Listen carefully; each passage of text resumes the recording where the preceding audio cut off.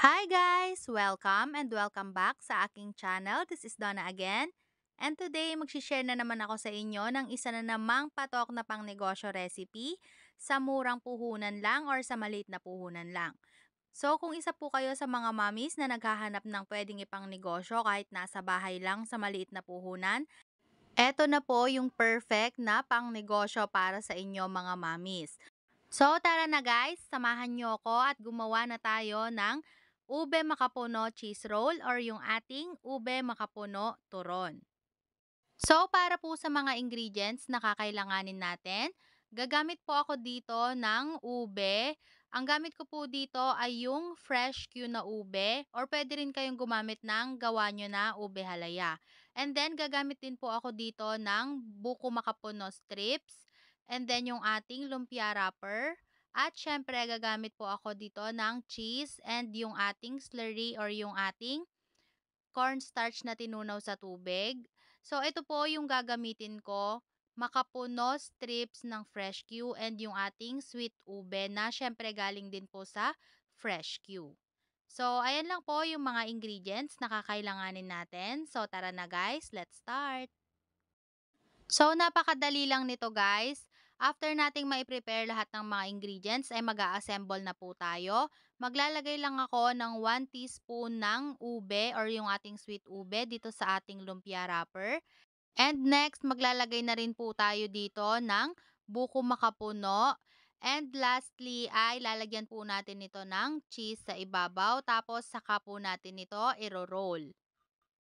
So, ganyan lang po kadali yung gagawin natin.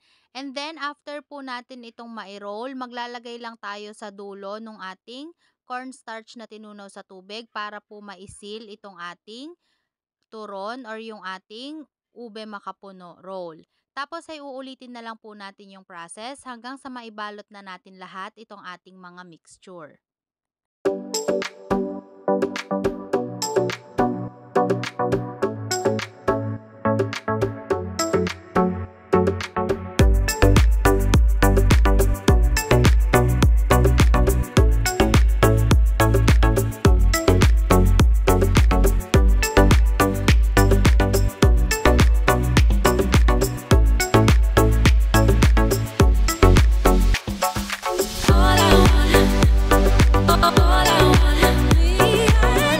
After po nating maibalot lahat yung ating ube makapuno turon or yung ating ube makapuno roll, pwede na po tayong magprito. So, nagpainit lang po ako ng mantika.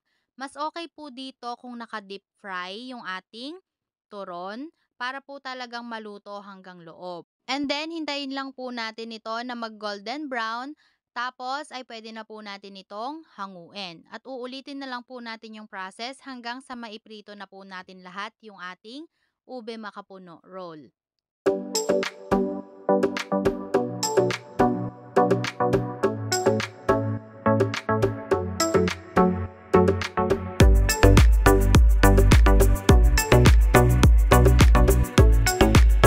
So guys, eto na po ang ating ube makapuno turon or yung ating ube makapuno roll.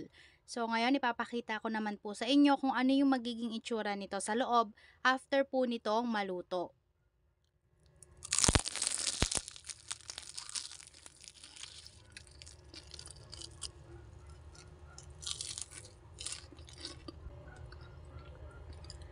So, ayan guys, eto na po yung magiging itsura nito sa loob. Medyo nag-melt yung ating ube. And then, hindi masyadong makikita yung cheese dahil medyo maliit lang po yung nilagay kong cheese. Pero kung gusto nyo po na talagang kita at talagang makikita nyo sa bawat isang kagat pa lang or sa isang kagat pa lang ay makikita nyo na yung inyong cheese, pwede kayong maglagay ng medyo mas malaking cheese. So, ayan, napaka-crispy and tamang-tama lang po yung tamis. Dahil matamis na po yung nilagay natin dito na buko makapuno and then matamis din po yung ube. So, hindi na natin kailangan maglagay pa ng sugar. So, eto na guys ang ating ube makapuno turon or yung ating ube makapuno cheese roll.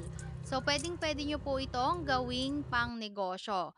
So ayan, sana po nagustuhan nyo itong ating bagong pangnegosyo recipe. At kung bago ka lang sa channel ko, please consider to subscribe into my channel at pakiclick na rin po yung bell icon para po ma-notify kayo every time may bago tayong pangnegosyo recipe. So thank you guys for watching and see you again on my next video. Bye-bye!